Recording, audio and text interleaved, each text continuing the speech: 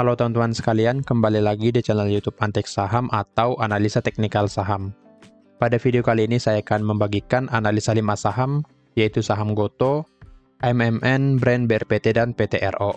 Kelima saham ini selalu rutin saya bagikan setiap hari Sabtu, dan analisa ini merupakan updatean dari minggu yang lalu. Dan analisa ini mulai berlaku di tanggal 18 Maret sampai 22 Maret 2024. Jadi, minggu depan di hari Sabtu akan saya update lagi untuk analisanya. Nah, maka dari itu teman-teman jangan lupa subscribe channel YouTube Antek Saham ini. Dan juga jangan lupa join ke Telegram Antek Saham karena teman-teman akan mendapatkan benefit seperti analisa saham menarik setiap harinya. Kemudian menu scalping, menu sore, dan juga list saham big akumulasi akan saya share di Telegram tersebut. Jadi, teman-teman jangan lupa join ke channel Telegram Antek Saham. Dan juga Antek Saham memiliki membership premium, tentunya akan mendapatkan benefit yang lebih banyak dari member yang gratis. Salah satunya, mendapatkan rekomendasi saham menarik setiap harinya, lengkap dengan trading plan pada saham-saham yang saya bagikan. Oke, untuk analisanya kita mulai dari Gotoh dulu. Untuk Gotoh boleh kita lihat di sini seperti analisa kita di minggu yang lalu. Kita lihat di sini pergerakannya belum cukup signifikan ya. Masih dipantulkan setelah mencapai area supply-nya. Boleh kita lihat setelah mencapai supply harga mulai bergerak turun tetapi tidak mencapai area demand kita. Dan di sini boleh kita gambarkan sebuah support yang dicapai oleh Gotoh ini, yaitu di harga 67. Boleh kita lihat setelah mencapai support 67, harga mulai bergerak naik kembali. Jadi di sini untuk Gotoh berpotensi naik lagi ke area supply di 73 sampai di 78 karena di hari Jumat kemarin masih pergerakan naik, ditutup hijau plus 1,43%. Maka untuk Gotoh potensi hijau di hari Senin nanti atau bergerak naik ke area supply-nya di 73 sampai 78. Dan di sini karena termasuk di area tengah, area sideways-nya, yaitu di area sideways demand 61 sampai 66 dan juga area supply 73 sampai 78. Maka untuk membuat trading plan-nya cukup susah ya jika ingin swing, tetapi jika ingin scalping tentunya boleh kita buatkan nantinya. Akan tetapi di sini kita cek dulu bagaimana broker summary pada saham Gotoh ini. Di sini boleh kita cek kalau Gotoh sebentar. Boleh kita lihat di tanggal 15 kemarin di hari Jumat ada big akumulasi dari BK sekitar 410 miliar dan ditandai kalau hari Jumat kemarin transaksinya cukup besar di sini. Boleh kita lihat volume hijaunya melewati garis yang berwarna biru. Jadi boleh dikatakan kalau transaksi Gotoh di hari Jumat kemarin lebih besar dari biasanya. Dan ini menjadi sesuatu yang bagus karena di balik transaksi yang besar ada akumulasi pada saham Gotoh ini. Jadi untuk Gotoh ada akumulasi yang cukup besar sekitar 410 miliar dari BK. Dan juga RXGW yang akum tidak terlalu besar, tetapi BK menampung cukup besar di sini. Dan boleh kita lihat yang jualan ada AK, ZP, dan CC. Secara keseluruhan AK jual sekitar 285 miliar dan ZP, CC, CP mengikuti hampir sama di sini untuk distribusinya. Jadi boleh kita lihat kalau BK memang akumulasi di sini. Dan jika kita cek dari hari Kamis tanggal 14 memang transaksinya tidak terlalu besar, jadi mungkin perubahannya tidak terlalu besar di sini. Boleh kita lihat memang hampir sama saja yang akum BK dan yang jual AK.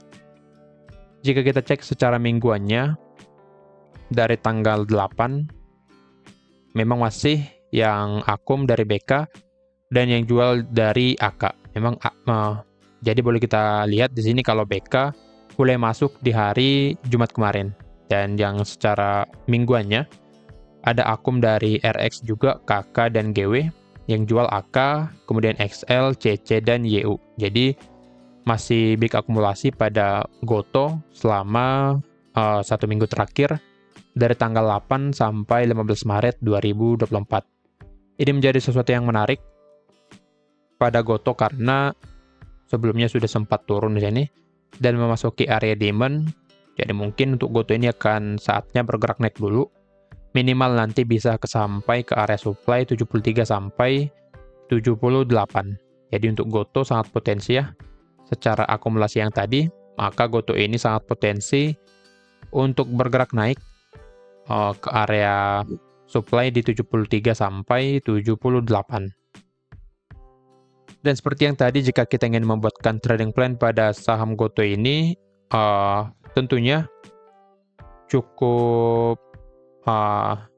tidak bagus ya, karena jika kita trading secara swing trader, boleh kita buatkan di sini trading plan-nya. Stop loss tentunya harus di bawah dari support 63. Kemudian target di area supply-nya boleh kita lihat memang risk reward rasionya kurang menarik 1:0,67. Jadi tidak menarik jika ingin swing pada saham Goto. Dan juga secara trend juga tidak mendukung jika trading secara swing di sini. Karena pergerakannya masih turun, jadi kita hanya bisa copet-copet aja di sini. Main cepat, scalping. Jika ingin scalping tentunya masih boleh ya. Masih boleh kita cek di time frame 1 jam pada Goto ini. Boleh kita lihat seperti di time frame 1 jam yang tadi, maka di harga sekarang di 71 merupakan area resisten pada Goto. Jadi jika ingin masuk pada Goto, tunggu breakout resisten di 71. Nah, jika ingin masuk, boleh pantau resisten di 71. Jika bisa di breakout, maka boleh masuk buy on breakout. Lalu stop loss di sini di 68 dengan target di sini di 76 atau di area supply-nya. Ini menjadi sesuatu yang menarik karena risk reward rasionya masih 1:1. Akan tetapi jika tidak mau atau tidak mau menerima risiko sekitar 5%-an, maka boleh menunggu nantinya. Misal sudah di breakout di sini. Sebentar. Di breakout, maka tunggu harga retest dulu atau koreksi dulu. Koreksi ke area 71 lagi. Lalu boleh melakukan pembelian dengan target di 76. Akan tetapi ada resikonya jika ingin melakukan trading seperti ini, break and retest.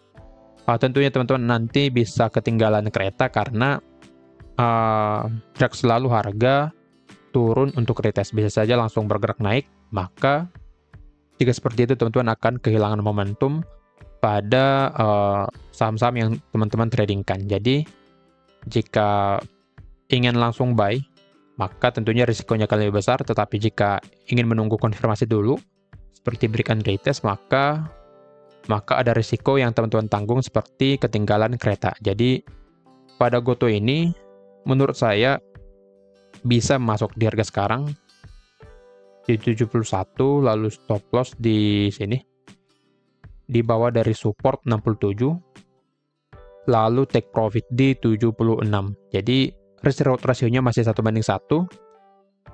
Kenapa saya gunakan seperti ini? Karena kita balik lagi ke daily, karena seperti yang tadi ada akumulasi yang cukup besar pada saham Goto. Jadi Goto ini sangat berpotensi untuk break resisten di 71.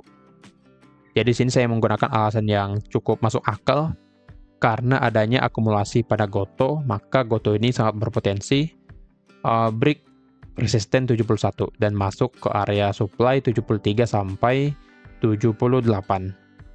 Nah, maka dari itu, untuk trading plan pada Goto, saya akan menggunakan seperti ini.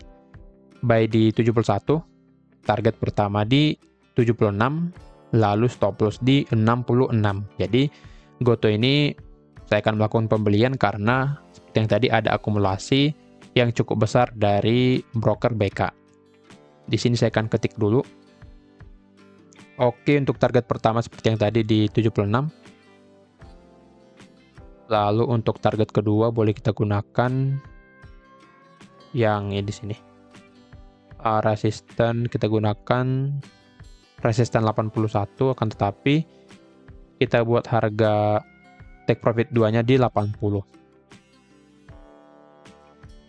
Jadi jika mencapai target kedua, maka Goto ini atau kita berpotensi mendapatkan profit sekitar 12%. Di sini saya akan ketik dulu.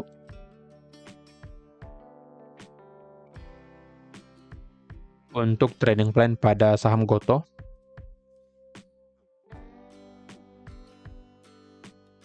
Oke, buy di 71. TP1 di 76. TP2 di 80. Lalu stop loss di 66. Jadi boleh teman-teman lihat nanti untuk trading plan pada Gotoh di sini. Jadi saya akan melakukan pembelian pada Gotoh dengan trading plan seperti ini karena saya melihat ada akumulasi dan juga mulai ada rejection setelah mencapai support 67. Jadi jika support 67 belum di breakdown, maka kenaikan Gotoh ini sangat mungkin secara jangka pendeknya. Jadi boleh nanti memantau support di 67. Kita lanjut ke saham yang kedua. Ada Aman Mineral Indonesia. Oke, untuk Aman trading plan kita cukup bagus ya di sini. Kita masuk di harga 8.375 di minggu yang lalu. Mungkin jika teman-teman ikut sudah take profit sebenarnya di sini di 8.725. 8.750 boleh kita lihat dicapai harga ini langsung di reject. Jadi untuk Aman ini sudah membuat satu resisten di sini di high di tanggal 1 Maret yaitu di harga 8.750. Jadi ini menjadi resisten pada Aman yang dimana setelah mencapai resisten ini di hari Jumat mulai ada rejection pada saham Aman. Akan tetapi boleh kita lihat di sini secara keseluruhan pergerakannya masih sangat bagus. Masih bisa bertahan di atas support 8.350. Jadi trading plan kita sudah terkena target pertama atau targetnya. Jadi untuk Aman full TP ya di sini. Yang sebelumnya kita kena cut loss atau SL 2%, sekarang kita diberikan profit sekitar 4% atau dikali 2 dari loss kita di sebelumnya. Jadi untuk Aman ini view saya pada minggu depan karena sudah menandakan rejection di area resisten 8.750, maka Aman berpotensi koreksi dulu ke area support di 8.350. Jadi untuk Aman potensi turun dulu jika kita lihat secara time frame 1 jamnya. Kita cek dulu mungkin di sini ya ada rejection ya. Sebelum closing dia turun sekitar 0,85% yang berarti di IF-nya Aman ini dijual mungkin cukup besar ya. Berarti di sini kita cek dulu bagaimana pergerakan atau broker summary pada saham Aman. Untuk Aman boleh kita lihat memang di sini ada big distribusi. Boleh kita lihat big distribusi dari CC. Oke, sekitar 335 miliar. Dan yang tampung ada ZP, YU, RX memang dari asing. Jadi kita lihat di sini secara 3 hari terakhir Aman dari tanggal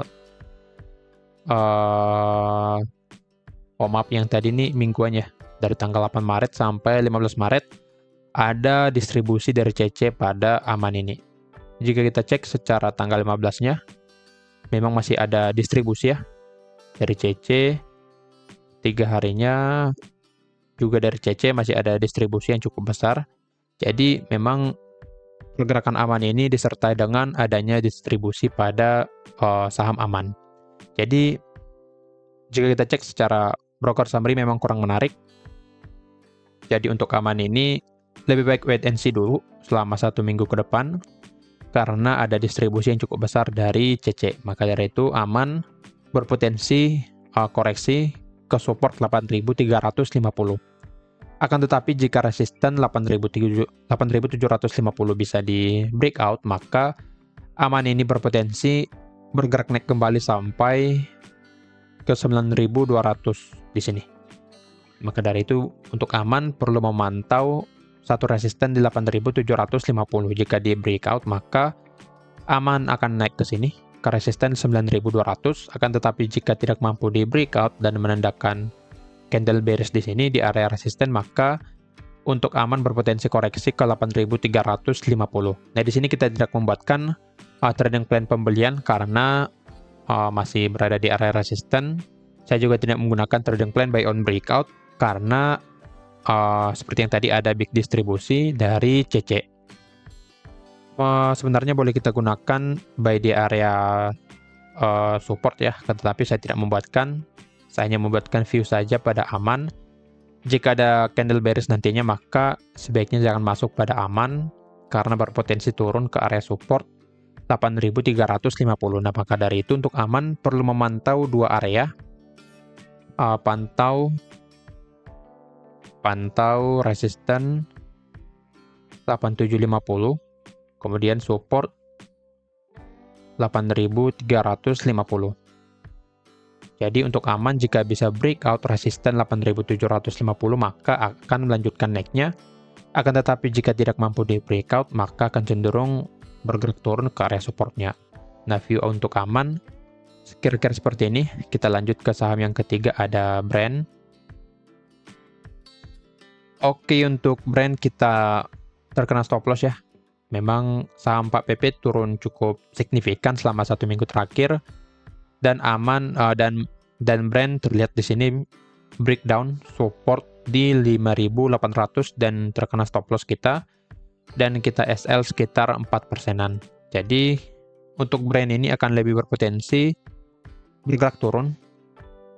Di sini juga kita sudah terkena stop loss. Jadi untuk Brand akan potensi turun ke support 5.050. Di sini untuk Brand sudah valid membentuk pola double bottom ya. Boleh kita cek. Double top maksud saya.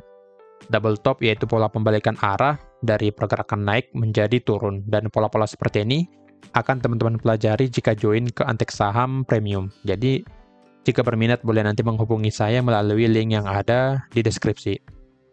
Dan di sini kita bahas sedikit pola double top ini. Boleh kita lihat di sini membuat dua top. Seperti namanya double top, berarti ada dua top di sini. Top yang pertama, kemudian top yang kedua di sini. Lalu untuk pola double top ini, pergerakannya naik dulu, naik di sini, lalu membuat high pertama, turun membuat neckline atau sebuah low, lalu membuat high yang kedua dan tidak mampu di breakout, lalu akhirnya bisa breakdown low yang tadi sini atau menjadi neckline-nya. Nah, maka dari itu, pola double top pada Brand sudah valid, yang dimana pola ini menjadi pola pembalikan arah, seperti yang tadi saya katakan, dari naik menjadi turun. Jadi, untuk Brand ini akan lebih berpotensi bergerak turun selama 1 minggu ke depan. Nah, jika pun nanti ada pergerakan naik, maka pergerakan naiknya itu hanya untuk retest, naik untuk retest ke area neckline, lalu melanjutkan turunnya ke support 5.050. Dan di sini kita akan cek dulu bagaimana broker summary pada saham Brand. Oke, broker summary pada Brand kita cek dari tanggal 15. Boleh kita lihat memang ada big distribusi dari AK, LG, dan PD. Dan yang tampung ada MG. Dan yang menampung ada MG, YU, dan BB. Memang jika kita lihat top 1 brokernya ada big distribusi dari AK di tanggal 15, akan tetapi dari top 2 dan 3-nya masih tergolong normal di sini. Jadi memang AK jualan cukup banyak dan yang tampung MG, YU, dan BB.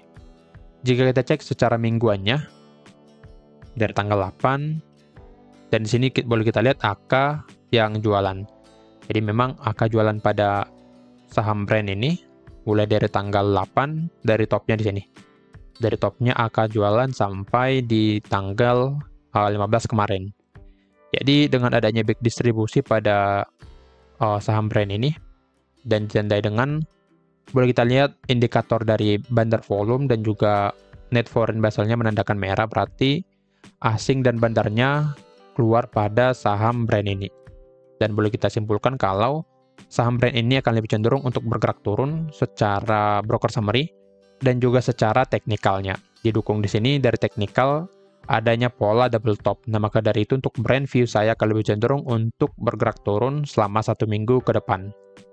Jadi untuk saham Brand saya tidak akan membagikan trading plan pembelian karena akan lebih cenderung untuk bergerak turun. Nah, jika pun nanti bergerak naik seperti yang tadi, maka naiknya hanya untuk retest, naik untuk retest ke area neckline di 5.800 sampai 5.925, maka naiknya ini hanya retest saja untuk melanjutkan turunnya ke area support 5.050. Untuk target penurunan selanjutnya ada di sini, di 4.450. Jadi untuk Brent akan lebih cenderung untuk bergerak turun selama 1 minggu ke depan. Lanjut ke BRPT atau saham yang keempat. Mungkin untuk BRPT di sini, boleh kita lihat masih oke, kita sudah hit target pertama ya. Secara trading plan kita di minggu yang lalu sudah hit target pertama sekitar 6%. Jadi happy cuan untuk teman-teman sekalian. Dan setelah mencapai target kita, harga bergerak turun kembali ke area support di 980. Jika kita lihat di sini untuk pergerakan dari BRPT ini tidak terlalu signifikan turunnya ya. Dan juga secara boleh kita cek penurunan di Jumat kemarin sekitar minus 4,83%, tidak seperti saham-saham yang lainnya. Jadi masih tergolong normal ya. Karena secara teknikal juga masih menarik, masih bisa bertahan di area demand 940 sampai 960. Jadi untuk view saya pada BRPT akan cenderung bergerak turun kembali ke area support di atau area demand 940 sampai 960. Jadi akan lebih dominan bergerak turun ke area demand-nya. Lalu setelah mencapai demand bisa bergerak naik kembali, atau jika breakdown demand maka akan melanjutkan penurunannya sampai ke demand selanjutnya di 870 sampai 905. Nah, maka dari itu untuk teman-teman perlu memantau satu area pada BRPT, yaitu area demand 940 sampai 960 yang di sini. Oke, sebelum lebih lanjut, kita cek dulu bagaimana broker summary pada BRPT. Kita cek untuk BRPT. Oke, ada big distribusi ya dari PD, BK, dan YP selama mingguannya. Dan yang tampung ada YU, ZP, dan AK. Jika kita cek dari tanggal 15-nya, di hari Jumat kemarin ada jualan dari TP, ZP, RX, dan yang tampung CC, YU, dan SK. Memang tergolong masih random ya di sini. Oke, kita lihat mulai dari tanggal 13 yang jualan BK, YP, RX, dan yang tampung ZP, BB, YU. Jika kita cek secara mingguannya seperti yang tadi, PD jualan cukup banyak. Oke, jika kita cek secara dari bawahnya di sini. Nah, dari sini dari low yang dicapainya di area demand-nya maka masih tergolong normal ya di sini. Masih ada akumulasi dari YU, AK, LG, dan ZP. Dan yang jual BK, PD, DH, CC. Jadi untuk BRPT ini masih lebih menarik jika dibandingkan dengan saham-saham Pak PP yang lain secara broker summary-nya. Jika kita cek di sini memang pergerakannya selalu mantul ya di area demand 940 sampai 960. Maka dari itu untuk BRPT bisa memantau area demand ini dulu. Akan tetapi secara broker summary di hari Jumat kemarin, maka untuk BRPT ini akan cenderung bergerak turun dulu, memasuki area demand 940 sampai 960, masuk ke area demand. Lalu jika demand di breakdown maka sebaiknya keluar dari BRPT jika ada posisi pembelian pada BRPT. Jika di breakdown maka harga akan melanjutkan turunnya ke area demand selanjutnya di sini. Akan tetapi jika tidak mampu di breakdown dan menandakan rejection seperti candle bullish seperti ini, maka BRPT berpotensi rebound kembali sampai ke resisten di 1055. Nah, maka dari itu untuk BRPT pantau satu area di 940 sampai 960. Di sini saya tidak akan membagikan trading plan karena masih tergolong susah ya. Jika kita cek secara broker summary-nya masih kurang menarik. Jadi kita memantau saja satu area. Jika ada rejection di area demand yang ini, boleh kita masuk melakukan pembelian pada BRPT. Tetapi jika di breakdown kita sebaiknya keluar atau cut loss dari BRPT ini. Sekarang kita masuk ke saham yang terakhir atau yang kelima, ada Petro. Untuk Petro sih boleh kita lihat di sini masih dalam pergerakan turun ya. Oke, kita lihat harga sekarang berada di support range-nya. Nah, maka dari itu untuk Petro secara pergerakan di hari Jumat kemarin cenderung untuk bergerak turun di sini. Kalau kita lihat di hari Jumat kemarin ada pergerakan minus di sini sekitar 1,49%. Jadi pergerakan PTRO memang secara mingguannya cenderung untuk bergerak turun.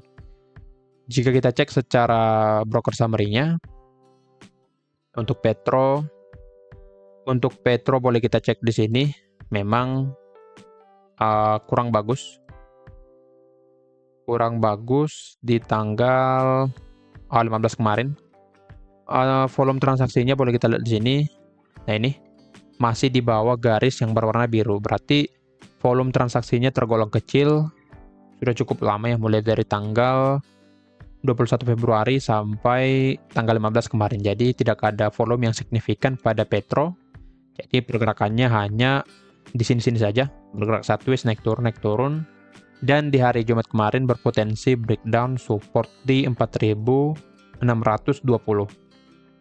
Support di sini.